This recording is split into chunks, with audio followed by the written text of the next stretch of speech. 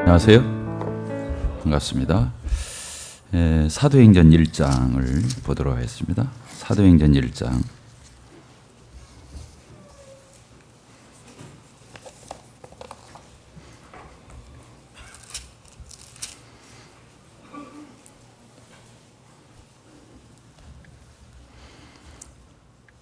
일 장 7절, 8절 같이 읽겠습니다.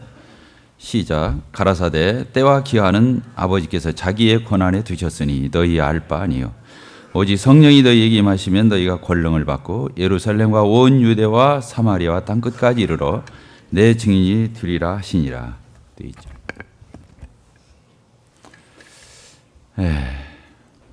오늘도 참 이 만찬 예배 때 참 우리 형제 자매들이 마음을 모아서 하나님 앞에 예배드리는 이 모습을 이렇게 보게 될 때 먼저 하나님께서 참 이렇게 굽어 살피시고 기뻐하시고 영광을 이렇게 받으실 것인데 참 같이 동참하는 저로서도 너무나 복되고 그렇습니다. 오늘 감사기도에 형제님들이 한 31분, 2분 정도 이렇게 참석하신 것으로 끝날 때쯤에서 이렇게 한번 손을 꼽아 보니까 그렇게 되었습니다. 앞으로 한 50명까지 우리가 감사기도 할 수 있었으면 좋겠습니다. 앞서서 기도하는 형제 자매, 저부터 기도를 좀 더 줄이고 여백을 주어서 구원받은 형제라면 다 감사기도 하고 싶으리라고 믿습니다. 용기를 내서 성령의 감동을 받아서 그렇게 하나님이 기뻐하시는 신령과 진정으로 드려지는 예배가 저희들 가운데 드려지기를 소원합니다. 어떤 어린 형제가 감사기도를 하는데 이런 엄청난 은혜를 입고서도 일주일을 지나면서 생각해 보니까 단 몇 분도 기도 못한 그런 휴게 기도를 하는 거예요. 그렇습니다. 우리의 삶이 그렇게 연약합니다. 우리가 대단한 것 같아도 우리는 다 주님 앞에서 양인 것입니다. 우리 주님은 목자시고 지난주에도 어떤 형제의 입술을 통해서 저희들이 하나님의 말씀을 들어요. 여호와는 나의 목자시니 내가 부족함이 없으리라. 하나님은 나의 목자가 돼요. 그렇다는 얘기는 곧 내가 하나님의 양이라고 하는 사실입니다. 따라하십시다. 나는 하나님의 양이다. 얼마나 복됩니까? 내가 양이라는 사실을 더 나아가서 하나님이 그런 양된 나의 목자가 되신다는 사실은 정말로 축복된 그런 저희들이라고 보여집니다. 제가 외부에 이렇게 집회를 나갈 때 말씀을 전하기 위해서 이게 출타했다가 제가 이제 저희 교회로 돌아옵니다. 주일날 이제 오후쯤 오잖아요. 주로 이렇게 금토일 한다든가 이렇게 하고 주일날 저녁 때쯤에 맞춰서 예배당을 이렇게 들어옵니다. 형제 자매들 안에서 탁구 치고 밖에서는 축구하고 있고 이런 모습 가운데 제가 이제 교회에 당도하잖아요. 근데 써먹해요. 제가 형제 자매들과 같이 하지 못했다가 나중에 이 교회에 나타난 제 모습이 써먹하다고요. 써먹하다는 말이 좀 그런가요? 어색하다고요. 그때 제가 느낍니다. 제가 다른 데 갔다 온 것이 아닌 것입니다. 저는 다른 지역교회에 가서 그 형제자매들의 예배도 드리고 말씀 충만하게 정말로 말씀에 잠겼다가 돌아오는 발걸음이거든요. 그런데 제가 교회 문 앞에 들어서면 어색해요. 제가 뭘 느끼는 줄 알아요? 나갔다 들어오는 양이구나. 그렇게 느낍니다. 제가 이 교회의 목자가 아니라 잠깐 밖에 나갔다 온 양으로 그렇게 비춰지는 거예요. 왕도가 없습니다. 양은 달리기를 잘하는 발도 없습니다. 양은 시력이 좋아서 그 눈이 멀리까지 바라볼 수 있는 눈도 가지고 있지 않습니다. 양은 어떤 공격에 대처할 수 있는 이빨을 가지고 있다든가 손톱, 발톱을 갖고 있지 않습니다. 단 하나, 양은 모여 있는 것이 특징인 것입니다. 양이 왜 어떤 특징이 있다고요? 영어로 herd. 같이 모여 있는, 무리를 지어서 있는 거예요. 떼지어 있는 거예요. 그 양의 특징. 근데 그 자리에 누가 있는 거예요? 떼지어 있는 양에게 목자가 있는 것입니다. 꼴을 먹여주고 때가 되면 시냇가로 인도해서 물을 먹여주는, 악한 이리 때나 사자로부터 곰으로부터 지켜주는 목자가 있기 때문에 지팡이와 막대기를 가지고 지켜주는, 또 인도하는, 먹이고 마시우게 하는 그런 선한 목자가 있기 때문에 양은 모여있기만 하면 안전한 것입니다. 주님이 그렇게 말씀하셨습니다. 두세 사람이 내 이름으로 모인 곳에는 내가 그들 중에 함께 있다, 이렇게 말씀합니다. 뭐라고요? 주님은 우리 개개인에게도 영원토록 같이 하신다고 말씀하셔서, 그런데 특별히 우리 주님의 이름으로 모인 그 두세 사람 가운데, 그건 교회의 최소 단위를 얘기하는 거예요. 교회 가운데 주님의 임재와 주님의 함께 하심과 동행하심이 있다고 하는 것은 놀라운 비밀인 것입니다. 신앙에는 왕도가 없습니다. 뭐가 없다고요? 왕도가 없습니다. 특별하게 독불장군은 없습니다. 단 하나, 우리가 힘이 있다면 주님의 이름으로 모일 때, 주님의 이름으로 함께 할 때 힘이 나고 소성함이 있고 부유함이 있고 채워짐이 있고, 그렇게 되는 것을 누가 부인할 수 있겠습니까? 성령으로 거듭난 성도라고 한다면 제 말에 동의할 것입니다.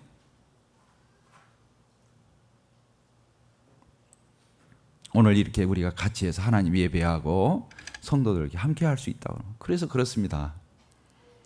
일주일 동안 왜 사십니까? 직장에 가서, 사업터에 가서, 학교에 가서 여러 모양으로 얼마나 분주하게 정신없이 살다가 오늘 우리가 주일날 이렇게 함께 한 자리에 모였습니다. 왜 그러십니까?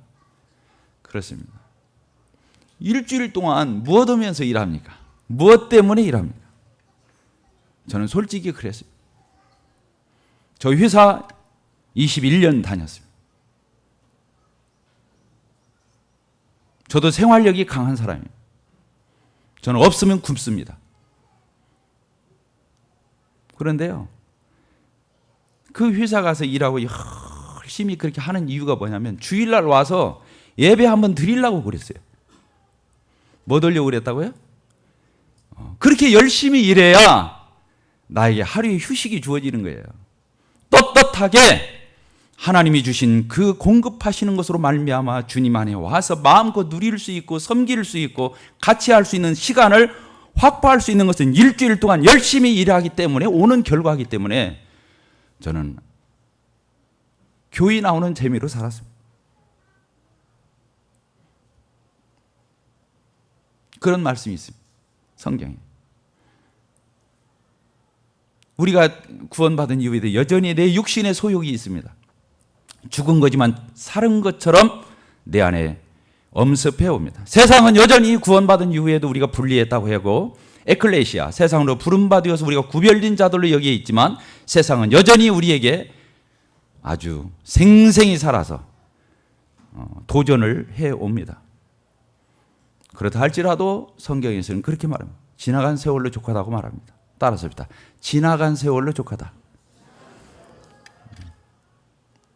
그렇지 않습니까?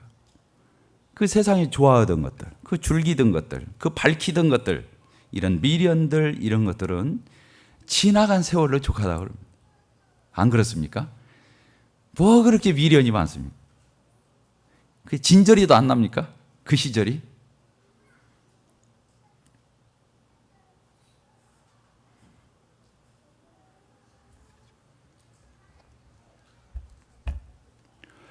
예, 참 그러한 우리가 뭘 하나님 앞에 하고 안 해서의 문제가 아니라 하나님은 우리의 마음의 중심을 보시고 하나님 기뻐하시고 받으신다고 믿습니다.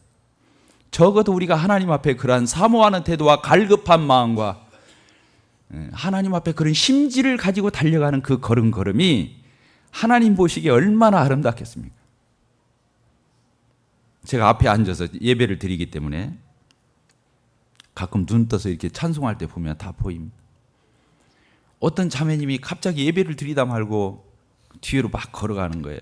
왜 그런가 봤더니 군산에서 손녀딸이 온 거예요. 이게 가서 받아가지고 이뻐하는 걸 봤어요. 야, 자매님 하나님 경외하셔야지 예배 드리다 말고 저렇게 손녀가 이쁠까. 제가 말씀 전하기 전에 화장실 갔다가 안경 좀 닦고 다시 나오는데 그 앞에 꼭 우리 손주딸이 또 있어요. 아, 그냥 못 지나오고 이게. 그러니까 그 아이를 보니까 또 저를 알아보고 또 웃는 거예요. 어떻게 하겠어요? 또 뺏어가지고 한번 안아보고. 이렇게 속이 없습니다. 하나님이 우리를 보실 때 우리의 하나님 앞에서의 그런 다 달려가고 못 달려가의 문제가 아니라 뭘 하나님 앞에 하고 안 하고의 문제가 아니라 하나님 앞에서 우리 자신들이 그런 지향성을 가지고 간다고 하는 것은 참으로 귀하고 복되고 아름다운 것이라고 저는 믿습니다. 이번 우리 돌아오는 토요일 날 무슨 날입니까? 개인전도 캠프가 있는 날입니다. 저희 교회가 지난 10년여 이렇게 우리 많은 형제자매들이 더해지고 주님의 교회가 세워질 수 있었던 것은 이 개인전도 캠프를 우리는 잊을 수 없습니다. 강단의 설교를 통해서 많은 사람들이 구원받기도 하지만 그건 어림도 없는 얘기입니다. 많은 영혼들이 구원받는 것은 반드시 어떤 앞선 먼저 구원받은 복음을 가지고 있는 성도가 그에게 다가가서 인도하고 상담해주고 상대해 줬기 때문에 그들이 구원받는다고 대부분의 책자들은 말하고 있고 우리들 가운데서도 그럴 겁니다. 여기 강단에서 들려지는 복음의 말씀을 듣고 구원받은 사람 손들으라고 하면 몇 명 안 될 것입니다. 그러나 어느 누군가로부터 복음의 교제를 받고 상담을 받고 이게 믿음을 가지게 되었다고 하는, 이게 구원받게 되었다고 거듭났다고 하는 사람들은 여기에 많이 있을 것입니다. 그렇습니다. 이번 6월 11일 날 있게 되는 개인전도 캠프를 이렇게 생각하면서 우리 모두가 다시 마음을 새롭게 하고 이런 부분에 저 자신 모두 무장을 다시 같이 할 수 있게 되기를 바랍니다. 오늘 사도행전 1장을 이렇게 보게 됩니다. 복음 전도. 전도가 무엇입니까? 거기에 들어보세요. 전도가 무엇입니까? 도리를 전해주는 거예요. 다른 거 아니에요. 따라서 도리를 전해주는 것이다. 그걸 전도라고 합니다. 어떤 도리를 전해주는 것입니까? 십자가의 도가 멸망하는 자들은 미련한 것이 구원을 얻는 에게는 하나님의 능력이고 지혜라고 말씀하셨어요. 십자가의 도를 전해주는 것입니다. 하나님은 전도에 미련한 것으로 구원하시기를 기뻐하신다고 그랬습니다. 다른 걸로 우리를 구원하실 수 없습니다. 우리가 전도할 때 하나님의 성령께서 그 사람의 마음을 비춰주고 열어주고 해서 예수님을 믿을 수 있는, 회개하고 믿을 수 있는 이런 놀라운 역사를 성령께서 하시는데 반드시 복음이 전해질 때 그렇게 하는 것입니다. 복음 안 전하는데 성령이 가서 일방적으로 구원하시는 일은 없습니다. 내가 복음을 부끄러워하지 않으니 이 복음은 모든 믿는 자에게 구원을 주시는 하나님의 능력이 된다고 말씀합니다. 내가 복음을 부끄러워하지 않는다. 이 복음은 모든 믿는 사람, 이 복음을 듣고 믿는 사람에게 구원을 주시는 하나님의 능력이 된다고 말씀합니다. 복음은 구원을 주는 하나님의 능력의 통로인 것입니다. 그러죠? 믿음은 들음에서 나며 들음은 그리스도의 말씀으로 말미암는다고 그러셨습니다. 복음이 전해지지 않고 구원받을 수는 없어요. 그러나 복음을 전한다고 해서 다 구원받는 것이 아니라는 것도 우리는 잘 알고 있습니다. 누가 은혜를 베푸셔야 되고 누가 역사하셔야 되고 누가 함께 하셔야 우리가 구원받을 수 있습니까? 성령께서 역사하셔. 물과 성령으로 거듭나지 않으면 하나님 나라에 들어갈 수 없다고 합니다. 이 모든 것을 보여주는 성령의 역사라고 말씀하고 있습니다. 그래서 우리는 기도해야 됩니다. 뭐 해야 한다고요? 따라서 합시다. 기도하고 전도하자. 그러면 됩니다. 전도를 하는 데 있어서 가장 중요한 것이 무엇인가 이렇게 생각할 때 이 사도행전 1장 8절의 말씀이 떠올랐어요. 1장 7절이 그렇게 적혀 있습니다. 가라사대 때와 기한은 아버지께서 자기의 권한에 두셨으니 너희 알 바 아니야. 그 다음에 뭐라고 그랬습니까?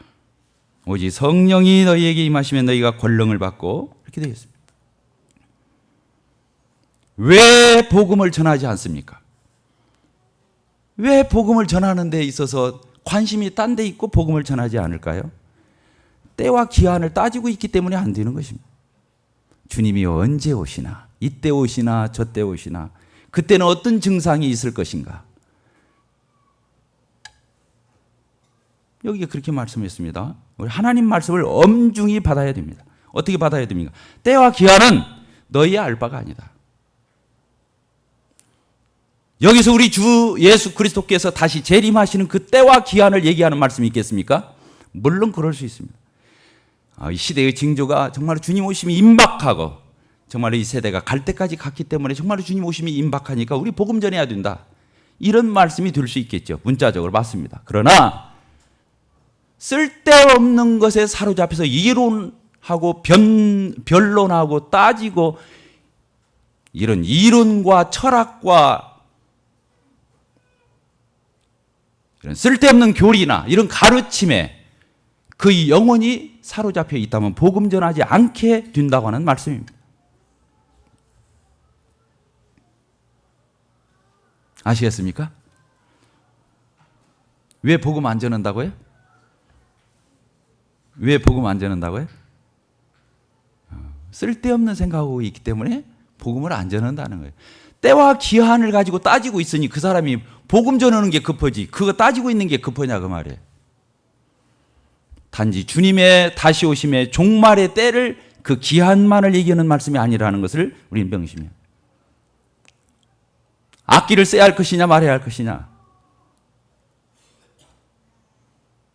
우리가 만찬 예배 때는 이 떡에다가 설탕을 넣어야 되느냐 말해야 되느냐, 이스트를 넣어야 되느냐 말이냐, 포도 즙이야 되느냐 포도 주야 되느냐, 이런 거 가지고 따지고 있으면 첫째 증상이 뭔 줄 아십니까?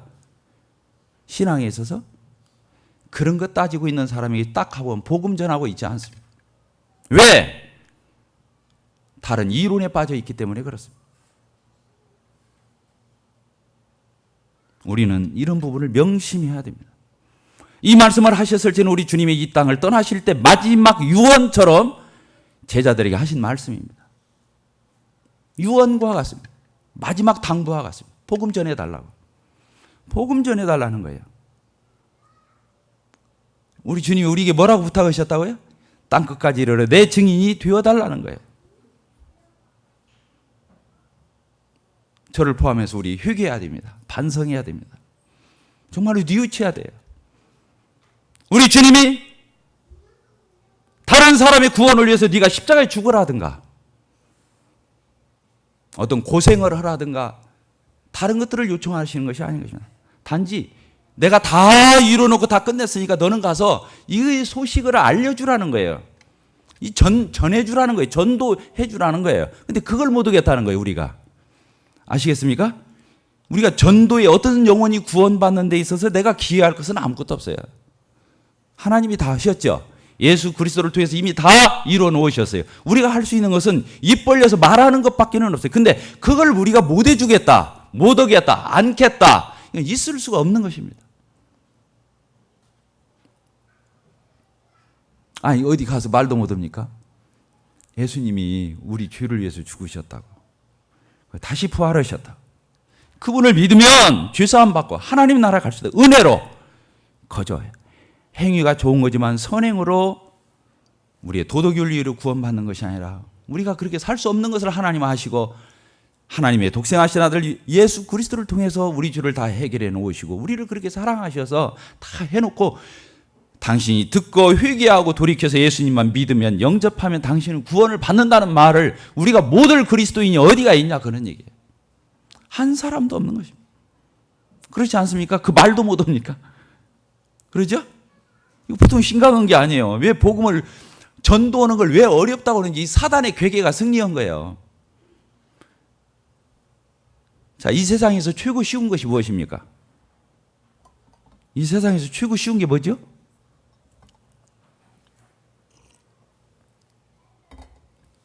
구원받는 것입니다. 하나님이 그렇게 만들어놨어요. 구약의 광야에 있어서 많은 이스라엘 백성들이 원망하고 불평하다가 불뱀에 물려서 죽어가고 있었습니다.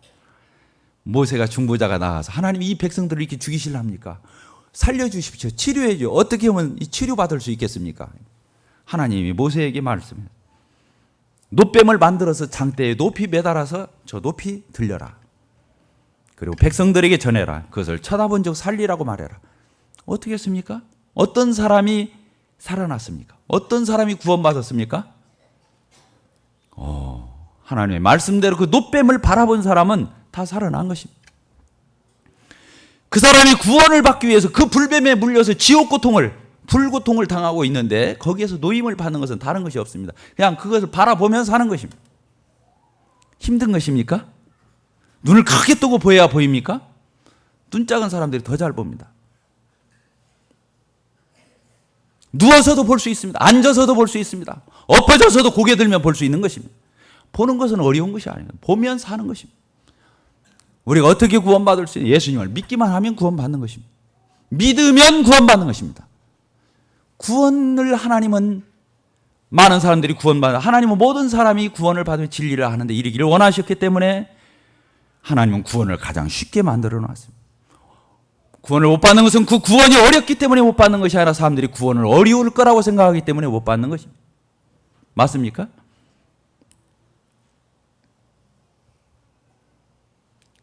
우리 복음 전합시다. 그죠? 어렵습니까? 사단이 그렇게 말해. 전도는 어려운 거야.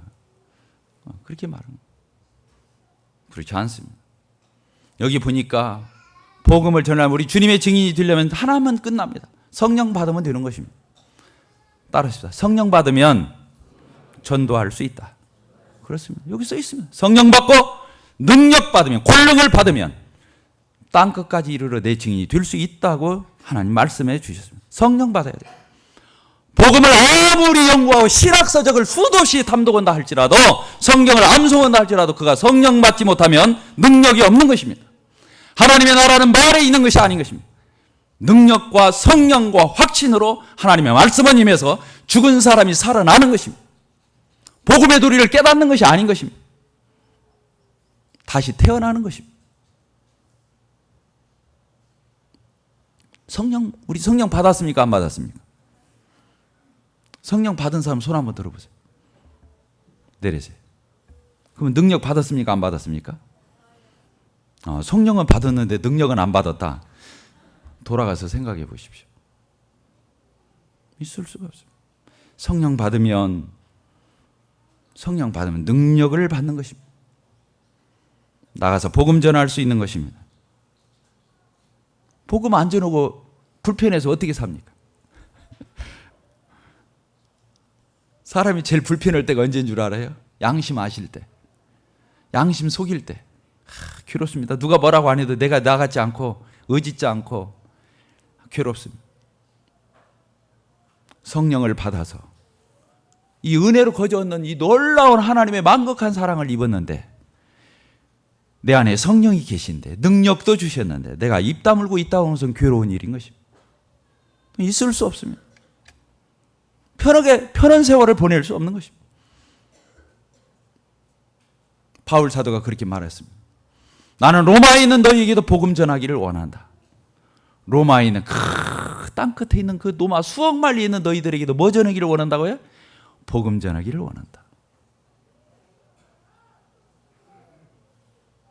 나는 복음의 빚진 자다. 빚졌다는 거예요. 나는 눌림이 있어서, 그래서 매일같이 자기는 눌린다고 그랬어요. 그 고통이 있다고 그랬어요.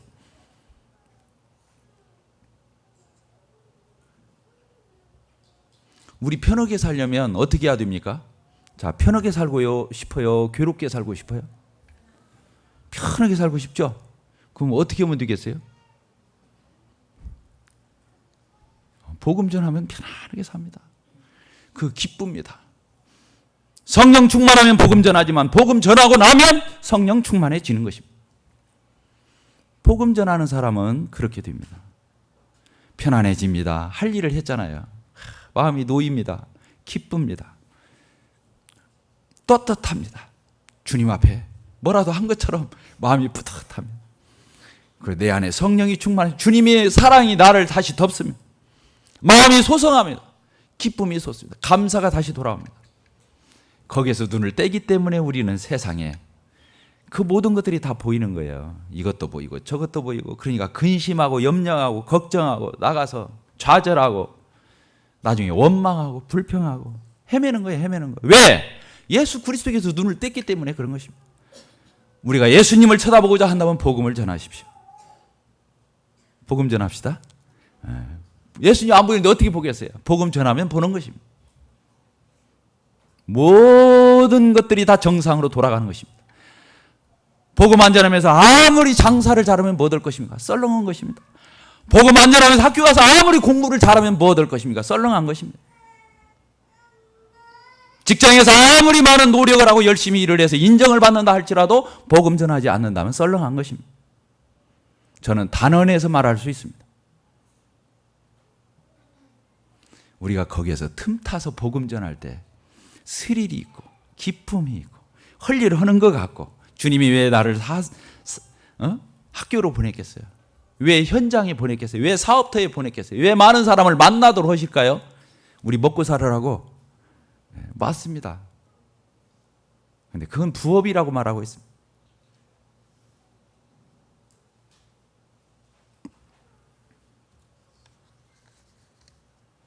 우리 복음 전할 수 있습니다. 이건 사단의 괴계입니다. 복음 전도는 어렵다. 성경 구절 많이 암송해야 된다. 신학적으로 정립해야 된다. 웃기는 얘기입니다. 그런 것이 어디 있습니까? 예수님 전하면 되는 것입니다. 하나님의 사랑을 말하면 되는 거예요. 그것도 못합니까? 우리가 하나님의 사랑 다 받아놓고.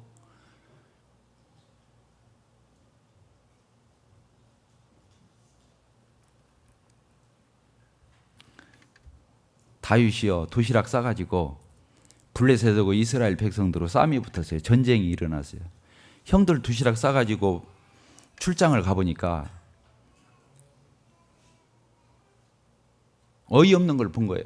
저 블레셋 군대에 군인들은 막 운송해서 사기가 살아가지고 막 의기양양해요.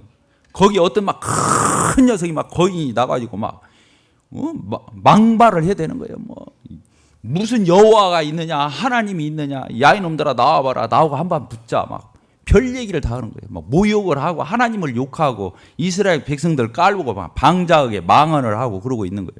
다윗이 보니까 이스라엘 군대들은 아무도 어떻게 숨 죽이고 기 죽고 그냥 벌벌벌 떨고만 있는 거예요. 사울왕한테 가봤어요. 같이. 내가 저놈 가서 가만 안 놔두겠다 하니까 그러지 말고 절차 밟아라 하니까 이제 사울왕한테 가봤더니 왕도 벌벌 떨고 있는 거예요. 나가도 못 오고 얼굴도 못 내밀고 왕도 그러고 있는 거예요. 저쪽은 골리앗이라고 하는 그 거인이 나와서 저 블레셋 장군이 나와가지고 망발을 하고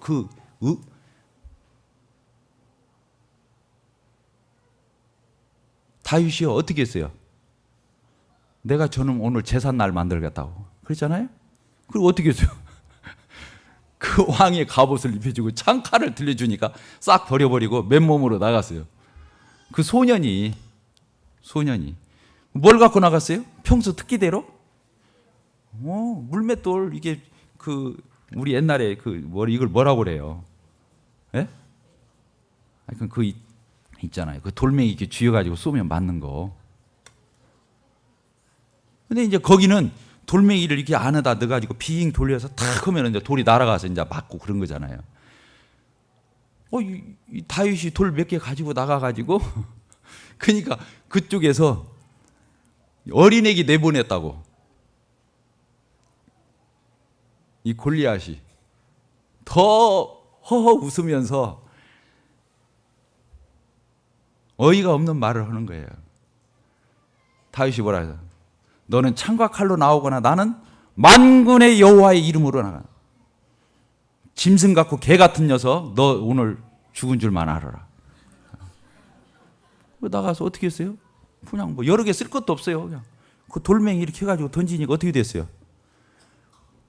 이마 정통에 맞아가지고 그 자리에서 그냥 누워버렸어요. 다윗이 가가지고 어떻게 했어요? 그 사람 들고 있는 칼 빼가지고 그 사람 목을 잘랐어요. 그러니까 그때서야 숨지기고 있던 사울 왕과 그 이스라엘 군대가 와 하고 일어나가지고 블레셋에 싹 물리쳐갖고 승리하고 그러죠. 쉬워요, 어려워요? 예? 근데 왜 그 전까지는 왕 이하 다 숨죽이고 왜 그러고 있었을까요? 전도는 쉬운 것입니다. 우리는 가서 말만 하면 되는 것입니다. 역사는 하나님이 하시는 거예요.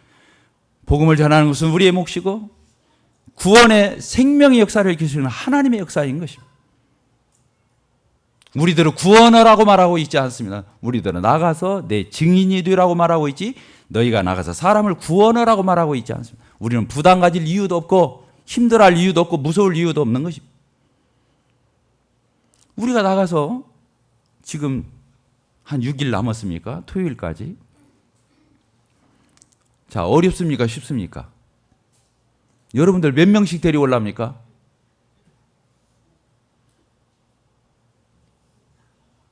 골리앗처럼 보입니까? 그렇지 않습니다. 지금부터 해도 10명, 20명 다 데리고 올 수 있습니다. 그게 무엇이 무섭습니까? 안 되면 말한 거지. 아, 말도 못합니까? 뭐 우리가 아쉬울 것이 뭐 있어요? 나는 이미 구원 받아놨는데. 그렇잖아요? 우리가 뭐가 아쉬워서 그 사람한테 가서 사정합니까? 뭐 때문에 우리가 그 사람한테 아양을 다 떱니까? 그럴 필요 없어요. 당당히 가서 신사적으로 인격적으로 친절하게 그에게 다가가서 말할 뿐인 것입니다.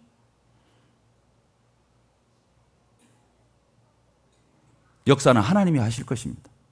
아멘이십니까? 그렇습니다. 모조리 다 데리고 옵시다.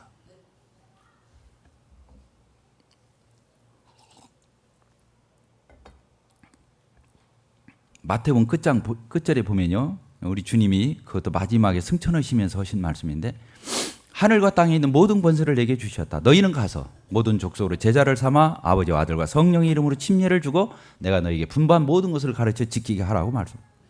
하늘과 땅에 있는 모든 권세를 누구에게 주셨다고요? 우리 주님에게 주셨다고요. 근데 그 권세를 누구에게 주셨다고? 이제 내가 너희에게 주겠다는 것이에요. 거기에 그 말만 생략되어 있어요. 나는 그런 주석을 읽어본 적은 없지만 저는 반드시 거기에 그 가로하고 암시되어 있다고 믿습니다.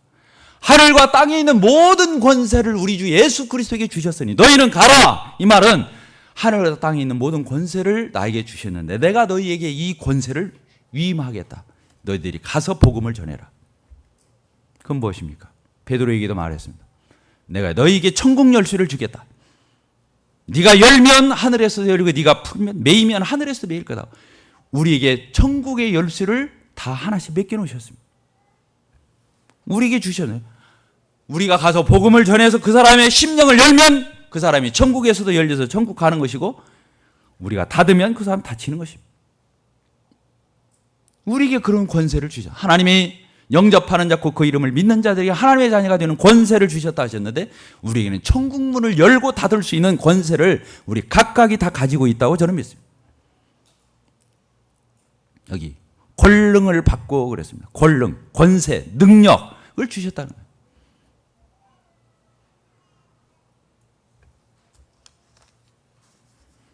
무디라는 사람이 있잖아요. D.L. 무디. 예, 우리 형제단이라고 봐도 과언이 아닌데, 이 D.L. 무디라고 하는 사람이 전도자였잖아요. 이 사람이 어느 날 설교를 했어요. 복음을 전파했습니다. 나오는데 사람들이 다 손들고 변화되고 주님 영접하고 그러고 이제 나와서 악수를 하는데 어떤 신사 하나가 와가지고 인사를 했습니다. 그 사람은 언어를 연구하는 연구학자였다. 무디 선생님, 무디 목사님, 오늘 말씀 참 은혜롭게 잘 들었습니다. 근데 오늘 목사님이 설교한 가운데 문법이 한 50군데가 틀렸습니다. 무디가 뭐라고 했습니까? 그러시면 고맙습니다. 저는 50군데나 틀려서 복음을 전해서 수도 없는 영혼들이 하나님께로 돌아왔는데 당신은 정확한 문법을 가지고 몇 명을 주님 앞에 인도하셨나요? 학문으로 전하는 것이 아닌 것입니다. 인문 사유를 가지고 전하는 것이 아닌 것입니다. 신학을 가지고 전하는 것이 아닌 것입니다. 웃기는 얘기를 해서는 안 되는 것입니다. 하나님의 살아있고 능력 있는 하나님의 말씀을 가지고 우리는 나가서 우리 이론으로 전하지 말고 우리의 조리 있는 말로 전하지 말고 하나님의 말로 전해야 되는 것입니다.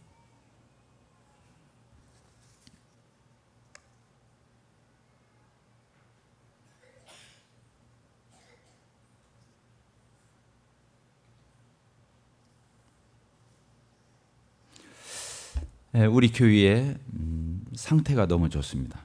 저는 감사하고 있습니다. 저도 제 개인을 놓고 볼 때 감사하고 있습니다. 우리 자매 모임을 직장을 갖지 않은 아이들을 키우는 우리 자매님들이 한 30여 명 가까이 우리 자매님들이 모여서 목요일 날 성경 공부를 하고 있습니다.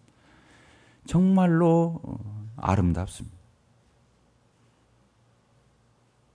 지금 우리 교회에 금요일 날 5개 파트에서 소그룹이 이루어지는데 장관입니다.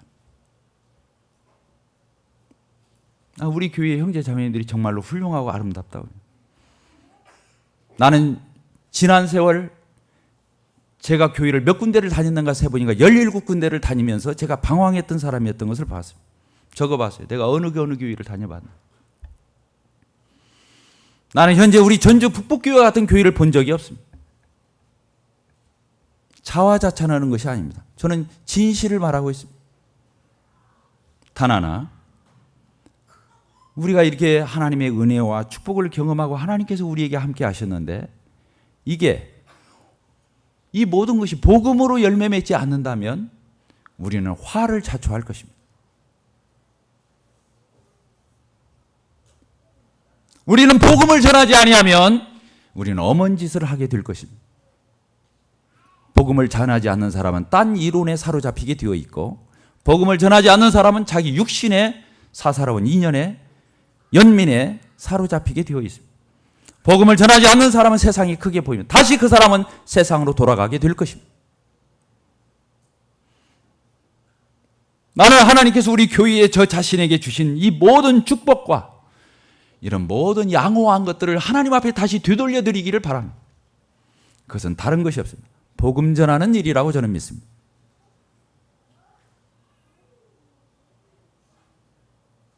하나님 나라 가서 우리는 상급을 받을 것입니다.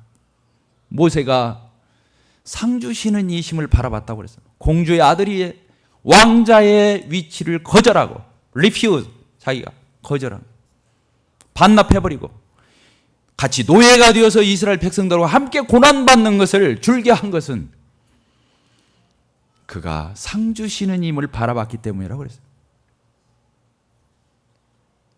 하나님은 참되십니다. 반드시 상 주실 것입니다. 그리스도의 심판대가 있을 것입니다. 그리고 하나님은 공의롭게 우리에게 상을 주실 것입니다. 어떤 상이 가장 클까요? 1년에 여러분들이 연보를 얼마나 합니까? 1억씩 합니까? 구원받은 지 30년 만에 주님 앞에 갔으면 30억 드렸겠네요. 11조 헌금. 한 영혼은 어떤 가치가 있습니까? 따라서 합시다. 온 천하보다 귀하다.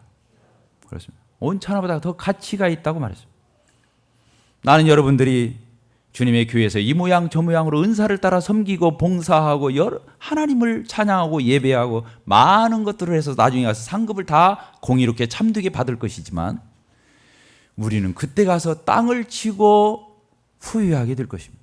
구원을 못 받아서가 아니라 한 영혼을 구원해서 주님 앞으로 인도한 것이 상이 이렇게 크다니. 한 영혼을 인도해서 주님 앞으로 인도하는 이 상이 이렇게 클 수가 있었는가?